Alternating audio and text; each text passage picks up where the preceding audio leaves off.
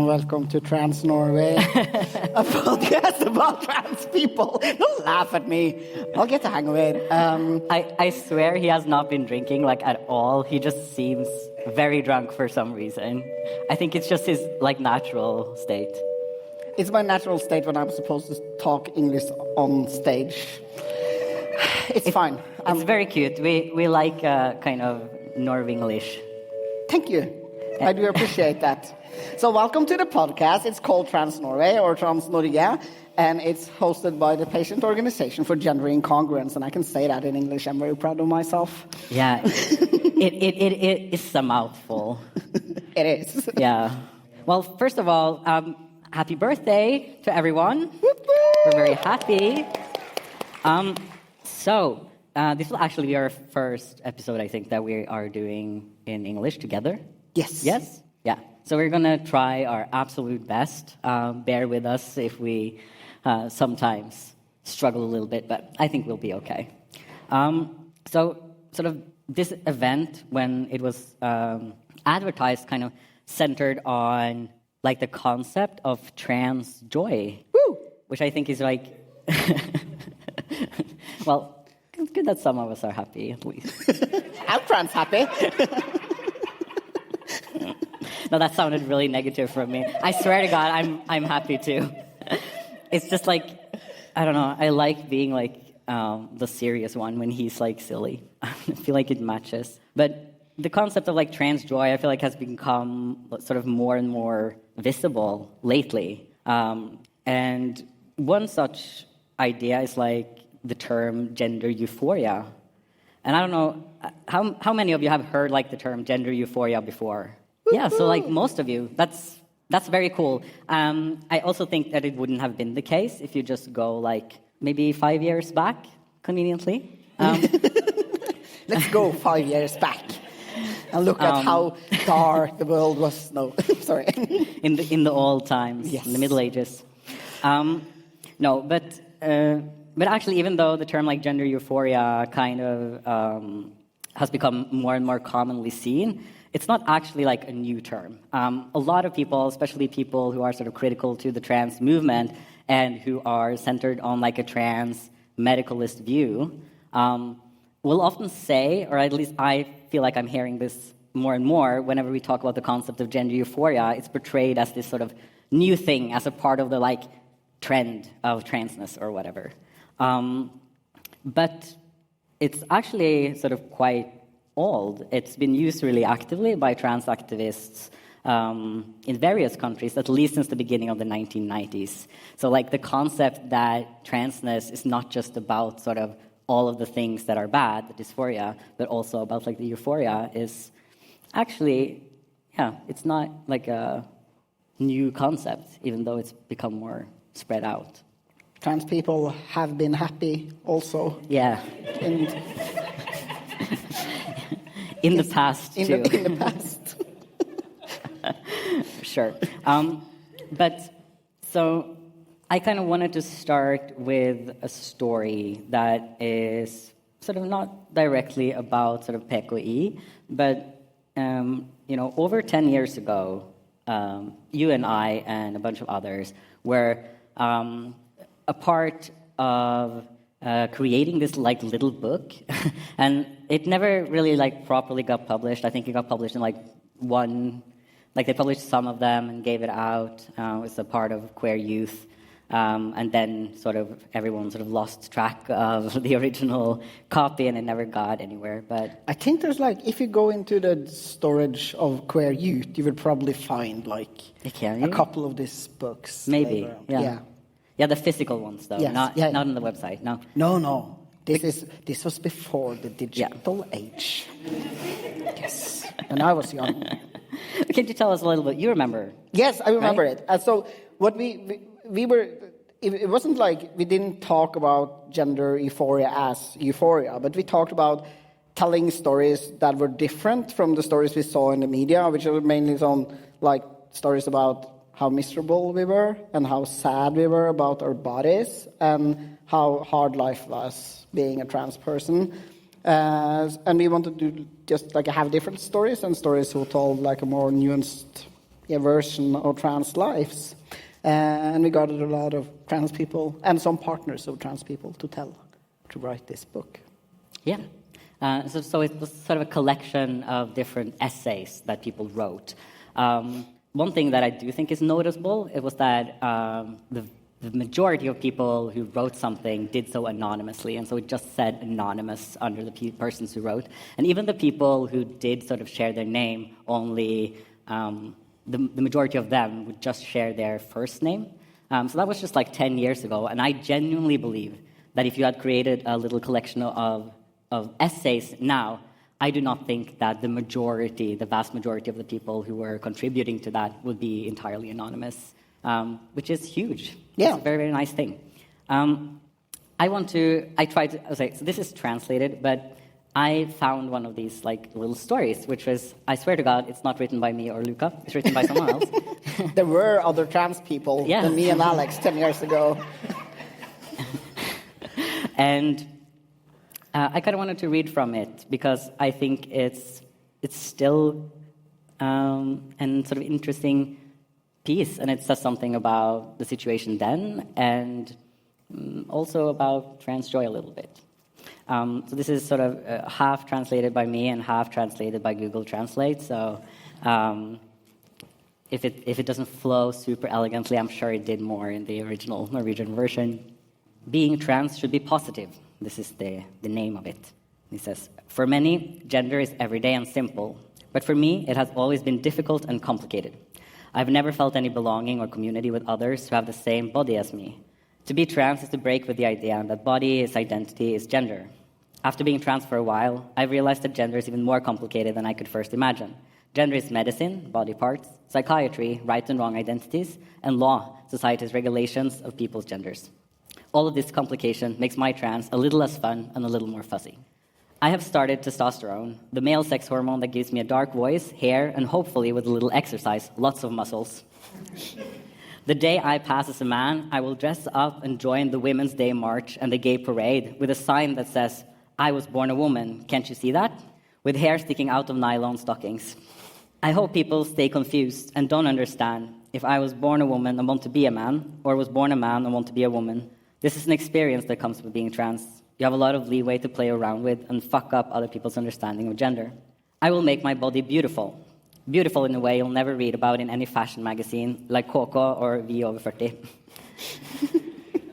The body I was born in is often considered ugly if it is masculine. It is all about hair removal, finding your femininity, or how to get into a bikini before summer. I'm not going to remove a single hair, find any female femininity, or work out for anything other than big muscles and narrower hips. It will be so lovely and beautiful. I look forward to waking up in the morning with a beard and feel handsome, or with a chest hair and feel tough. That's my euphoria. When you're born with a pussy, it's quite natural for most people to want to change their body in a more feminine direction. For many, it's easier to understand silicone in the breasts and lips, hair extension, pussy surgery, and butt implants than my desire to make my body more masculine. For many years, I had a stomach ache because I did not want to be trans.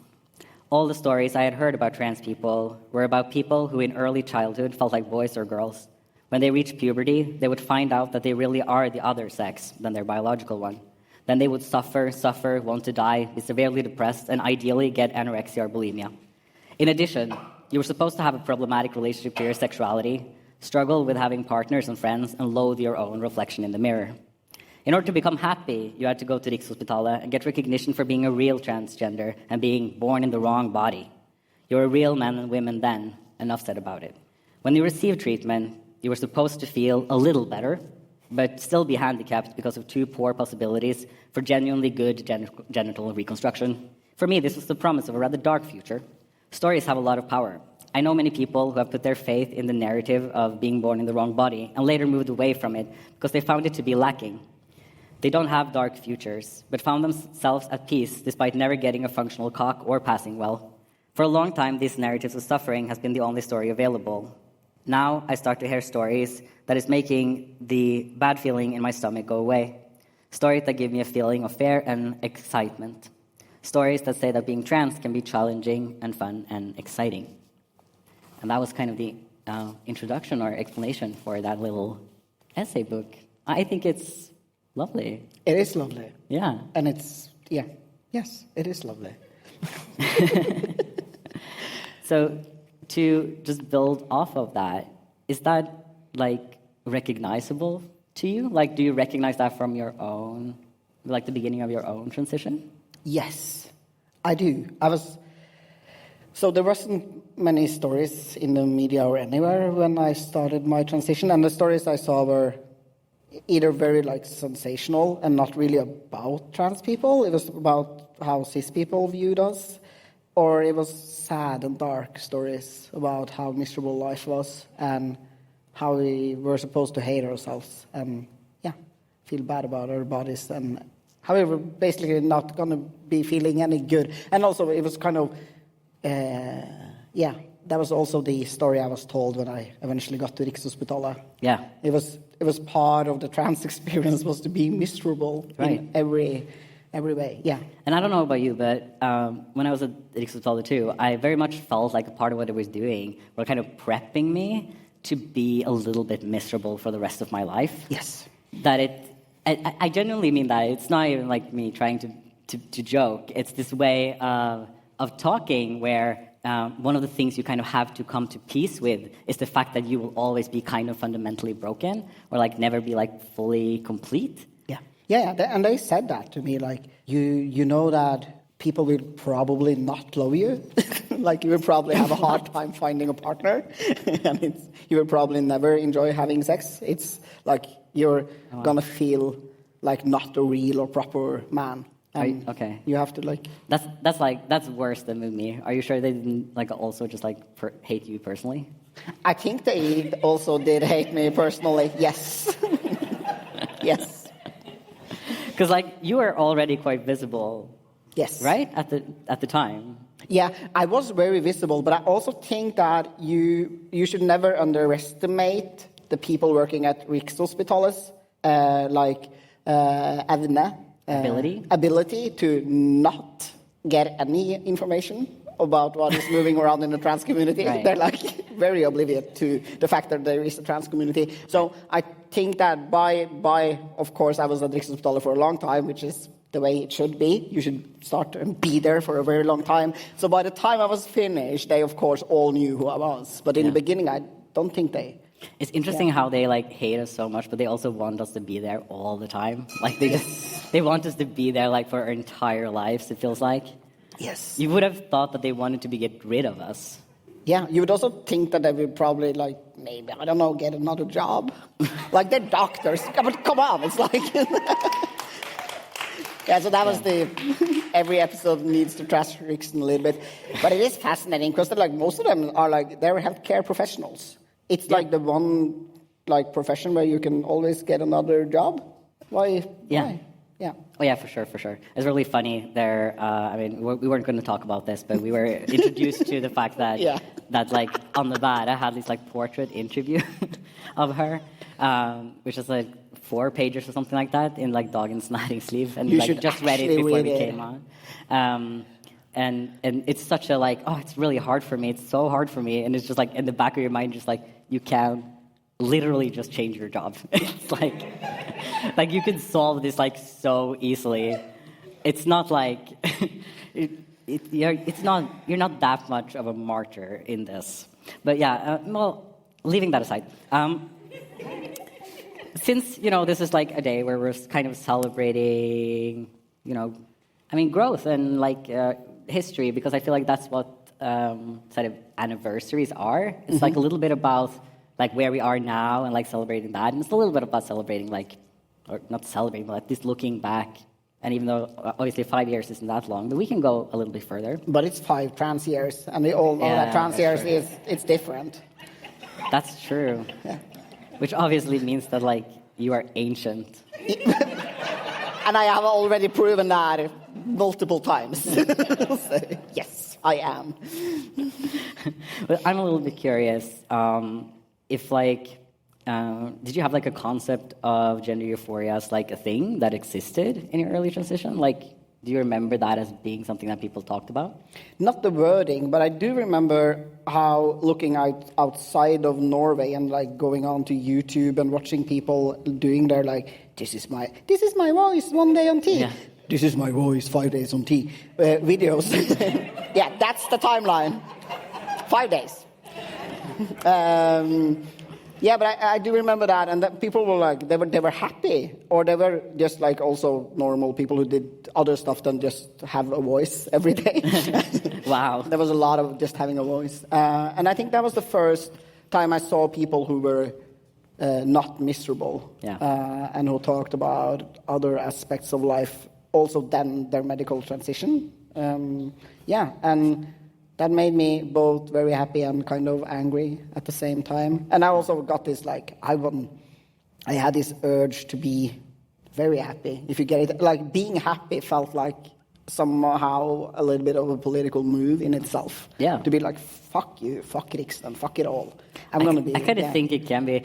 To me, that has also been like an easier path to being happy, has been to be a little bit spiteful. Yeah.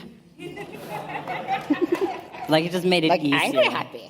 Yeah, rather than having this like soft, like, oh, I deserve it. It was like, But it was just like, it can make other people angry. I was like, oh, that felt good. But speaking of, like, just talking about you being ancient and everything. Thank you. What kind of vision would you say that you had for yourself? Like, when like before you started your transition, or like when you had fully kind of conceptualized yourself as trans and thought, like, this is something that I'm going to do, I'm going to transition. You know, if you had, like, seen yourself now, you know, do you think you would be, like, surprised about your gender presentation, like, 15 years later? Or, yes. Like, At least today, yes, definitely. Yeah, I think I would. Because you never would have matched, like, a pink hat with a red Don't talk sweater, about right? I think No, you would have 15 years ago, too. That's true, I would, but yeah, I think that, I don't like the color of pink and red together, but it's like my only options. I couldn't buy myself a blue cap. I could. We had like a long discussion about this over by the caps earlier. Yeah. Everyone should get a cap. They have different colors, and you can contemplate on what color you want to buy for ages. Because they're very gendered, and you're gonna like express stuff. I think some people, by which I mean Luca, can like come to a place where it's kind of like you feel forced to like do a certain gendered thing in order to be like do the opposite of what people expect. Yes. Which is like you cannot have the blue cap. Yes. Anymore because it's too stereotypically masculine. So it has to be pink. Yeah, even though I don't like So you've kind pink. of gone full circle. Yeah. Back to having to wear pink. Yes. Okay. The thing I was trying to escape. Yes. Okay. Yeah. But I'm very happy about it. I am. I am. Great. Okay. Yeah. But I think that I didn't first, like before I transitioned, I didn't really have a picture of a future at all. So like realizing I was trans was getting or gaining in a picture of being an adult. And of course, there were trans people around who were older than me, and some of them are even here today. Thank you for that. And being like, someone I can look up to. But I don't. There's like a lot of things I didn't imagine, like being happy, like really being happy. I didn't imagine that. I was imagining being kind of not miserable, but I was like kind of imagining being very awkward and like always being this like very trans, like. It's, this awkward feeling. And no one told me that there's going to be a time where you're actually not going to think about the fact that you're trans, in many days in a row. Yes, because that happens now. So as you know, me and Luca, we never think about trans stuff anymore. Gender, what's that? No, amazing. I'm not sure. I think I would have been surprised. I think I had like a concept of myself like back then as being feminine, or like a more feminine man, I guess. because those are different, right? Like the standards for what we would say is like feminine is different in a man than like a woman. Yeah. I think I never would have guessed that I would be like this masculine. Obviously, I'm not like very masculine, but I think compared to what you were, you're very masculine. Compared, I don't know. Compared to what I was in my early transition, for sure. Yeah. Which is also really funny because for people who have known me for like a long time, they still have like this internal concept of me as being like very effeminate. Yeah. When I'm like supposed to describe you to people, if they don't know who you are, I'm like, it's Alex, like the very effeminate guy. You know, like very feminine. And people are like, I don't. Yeah. Like but you and Christine sometimes talking about me to others, like being like, oh, it's talking about he has like this effeminate little twink. Yeah. And people are like, who? Or they're that like bearded guy over there. Well, now I've like shaved a little bit, like when I like totally shaved head and like grew my hair beard out a little bit, being like, that's like just like a 30-year-old man. Like that's. But yeah, it's weird. That twinkiness goes away. Yeah, that happens. It does happen. You can't play that game forever. No. Well, you can try at least, I think. I'm not trying very hard. But yeah, cool. Anyway, back to kind of PKI. Good. The trans story. I just love talking about ourselves. That's why. That's why we have a podcast. That's so much of our podcast. Luckily, people like that. Yeah.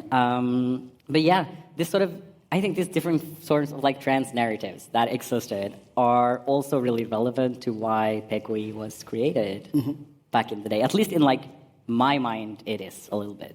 And I mean, you and I have talked about this before, about how I guess we both had like a feeling that the sort of trans and queer communities that existed before were often like not fully able to capture, I guess, like the diversity, and that they felt like there was this kind of split. And that split and that fragmentation wasn't like getting better. It was kind of felt like it was just getting worse. So I thought maybe we could like talk just a little bit about that. And like, obviously, when we're talking about sort of why PKI was founded as an organization, we're talking about sort of, I mean, we were part of founding it, but so were other people, and they had probably their own sort of ideas and motivations for why this organization was needed. And I think a lot of people came into it with a lot of different ideas about what it was that we wanted to create and what we wanted to sort of end up making. But, you know, for us, like, for you, I guess, do you remember, like, maybe start with, what do you remember about, like, the conversation that we had, like, prior to, like, making the organization, like, officially? Yeah. So we talked a lot. It's like a political, strategic conversation we had. But the trans community, to me, felt like fragmented in a way where it was, like, divided between different ages and also different genders, and also who did and did not have access to gender-affirming care at Rikshospitalet. That was kind of, like, the main divisions. And of course, the other, not to mention, do not mention them by name, but the other patient organization that works for people who might need gender-affirming care, were kind of, to me at least, very centered around this like trans-medicalist view and this like sadness and the suffering and being sick kind of narrative. And I think that creating PKI for me, it was like a political move, but it was also about trying to make like a different place where people could actually like be happy and be together in happiness. And also, you're very welcome to be miserable too, of course. But but you are, and we're gonna like support each other being miserable and make each other happy again. So if you are like a sad trans, we love you still. Yes, you are very welcome. You can be angry. Yes. I think me and Luca have often been like solidly in the like angry category. Yes, but it's also my happy. Go-to feeling. You can be both. But yeah, definitely. But for me, I think also it was like just talking about like these different like concepts or narratives that people had. I think on the one hand, you had sort of the very trans-medicalist view, which is also in many ways like a sad view, because like medicalization in general always comes with this sort of sense of saying, you know, oh, this is something that we can't help. Like we're suffering from this sort of illness, and you should feel sorry for us, which I think can be like appealing, and it makes sense to me that people can be drawn to that narrative, even as like trans people. Yeah, and especially if you're feeling a bit sad, which of course some of us are at some times, also because the society is terrible to trans people. Sure, and it also comes with, if what you have on the other side is someone saying like you're really immoral, you're degenerate, or you're sort of facing violence and you're sort of being blamed for this thing that you feel like you can't help, then going to medicalization can be like a very pleasing alternative, right? Because it's moving away from saying like you're a predator, you are all of these sort of horrific things that you can be blamed for being, over to sort of being someone that you should feel sorry for and that should get help. And you see that with like gayness as well. I mean, a part of sort of normalizing being gay is like, of course, it's not good that being like homosexuality was considered an illness, but for some people, the move from it being seen as like criminal, as like going from criminalized to medicalized, was still seen as like better,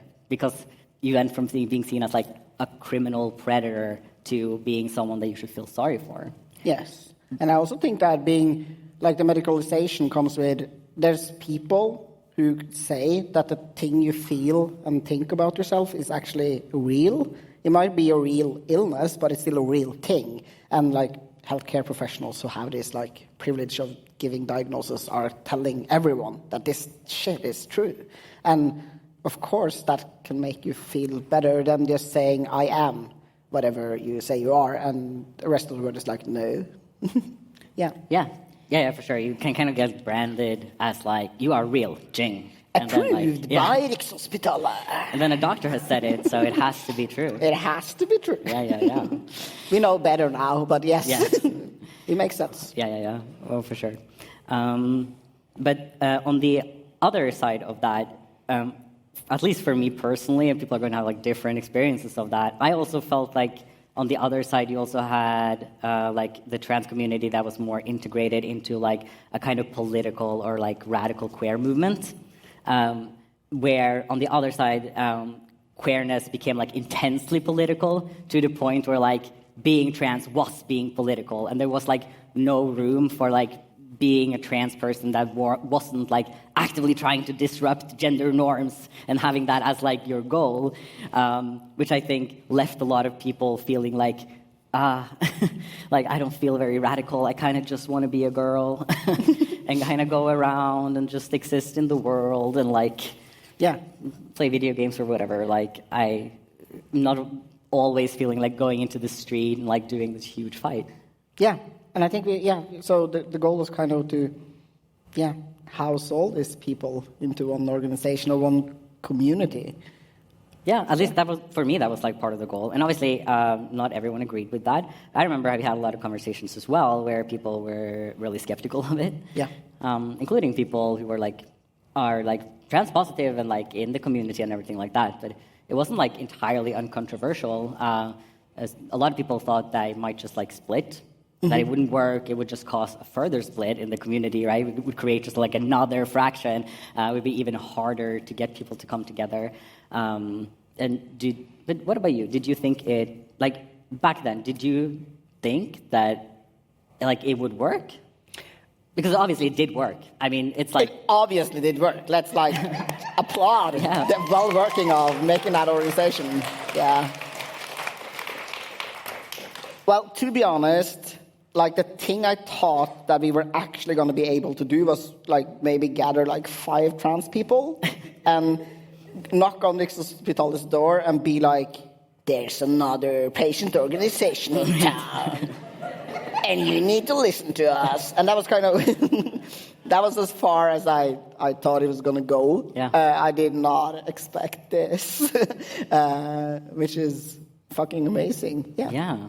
I'm overwhelmed by how well that worked. And I also have to say, like, having been an activist for some years, I've seen some organizations and things who starts up come and go. And like, I think that hitting 5 years, it's like when you're 5 years old as an organization, you can exist forever. It's like the people who, but it's true, because like the people who started it, we're kind of far gone. We're not gone, but yeah. And some new people are like taking over. We didn't do this. We did not do this. We didn't contribute at all to this. There was like other people who did this. Yes, and definitely. who was not part of like starting up the organization, but who now owns it and runs with it, and it's beautiful and makes me feel a lot of trans joy. I also. I don't know, like, I was not convinced either, necessarily, that it would work. But speaking of, because I thought like you said, one question that we sometimes get is like how we ended up as a patient organization, because we are very anti sort of trans medicalism, right?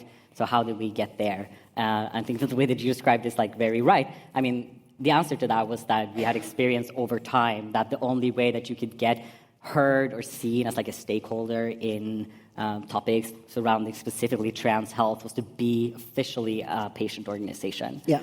And so that was like, the name of that was like a super strategic choice, I would say. Yes. That was something that, everyone who was a part of starting it up had that conversation, and it was kind of like, well, yes, it has implications of sort of accepting a kind of medical thing, but the benefits of it are greater. Yeah.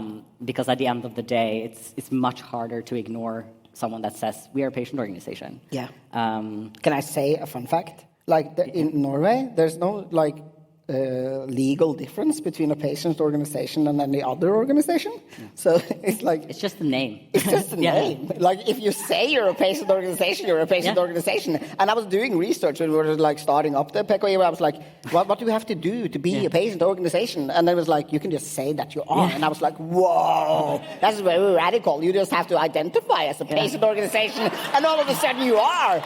Yeah. So. And it's good that they're like pro-identity in some ways, at least. Yes, I love things that are identity-based. It's 100%, yes. Actually, I have to mention it, just going back to that portrait interview with Anne Være. So you have to read it. It's so funny. I'm sorry, but one of the things that it has this little thing on the side where it's kind of like, what podcast are you listening to? And it's. I kid you not, it's the witch trials of J.K. Rowling. She's like, and she just admits that, like, it just says that, like, in the little fun box on the side, as like that's her favorite podcast. Yes, it's so funny. Is she trying? Is she trying to be funny? I don't think joke? so. I don't get it. I get it. It's fun, but it is outrageous. Yeah, it's so funny. Like some people are like better at parodying themselves than we could ever be, Yeah. And that's such an example of that.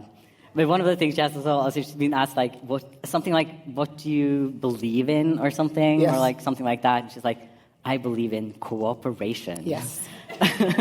She believes in it. It's not true, but she believes in it. And that's very funny because actually the first article that PKI published after being established as a patient organization was an article in Dagbladet that had the title Rikshospitalet refuses to meet with patient organization. That was our first article because we had tried to get them to meet us and they just refused to. So we, me and Matilda, who was the leader at the time, we made this little article, and it got published, and I think 2 days after that, we suddenly got a mail from Rikshospitalet, and, it's just a misunderstanding, Yeah. Obviously, they would meet us after all. Yes, of course. We love you. We want to cooperate. Yeah. And you all know the story from there. They're super on our team. We're working really closely together. The healthcare system is amazing now. As you can see. So it all worked out fine. No, but they did have a meeting. And it was actually Anne Være that met with us. It was Anne Være and some leader, I think. This sort of higher up in the hospital who kept being so bad at pronouns or just saying things that was so offensive that Anne Være was embarrassed, That's bad. Yeah. Yeah. Because She has like no shame. She actually said she was listening to that podcast in a newspaper. She has no shame. Yeah. It was very bizarre. But yeah, she was like the moderating voice, kind of being like, well, yeah, but maybe, I mean, we can try not to misgender people. Like she would come in with these sort of little takes. But yeah, I thought that was funny because, well, I mean, I think we have it on record just because of that article that they're not very, very good at sort of cooperating. I feel like we're kind of nearing the end of this. I think a lot of the time you and I have these sort of very silly little talks, but we kind of wanted to be just a little bit more serious with this because we wanted to say something meaningful about like the start of PKI because it is like such a great organization and that we're like super proud of, even though now none of us have these important positions in this organization anymore. It's so beautiful to see like the way it flourishes, and thank you to Isak for being a fantastic leader. And I think really bringing that like trans joy perspective, which I think one of the like really cool things with like organizations like this is that you can have like different leaders who have kind of a different vibe and a different focus in what they do, and that brings a lot to an organization. And I think I have like a little bit more of a serious vibe. I think I'm a little like strict in like the way I am sometimes, which I think had its purpose. But I do think like trans joy is like definitely something that I associate with the current PKI, which I think is very, very, very lovely. But before we kind of finish off, if we're going to like not look at the past, so I think we should like look to the future. So we talked a little bit about what we thought PKI would look like going forward, and we got a little bit like inspired because like it's becoming more and more popular to do this like what's called like long-termism, which is like when you kind of go like really far into the future. So it's not like in 20 years, it's like, what about in 1,000 years, What about in 1,000,000 years? So we thought that we would see like, what would PKI be like in like 1,000 years? Yes. And of course, in 1,000 years, we will have accomplished our goal. And our goal, as we all know, is to make everyone trans. Yes. Yes. Because it's only through transness that you can experience true joy. Yes. Yes.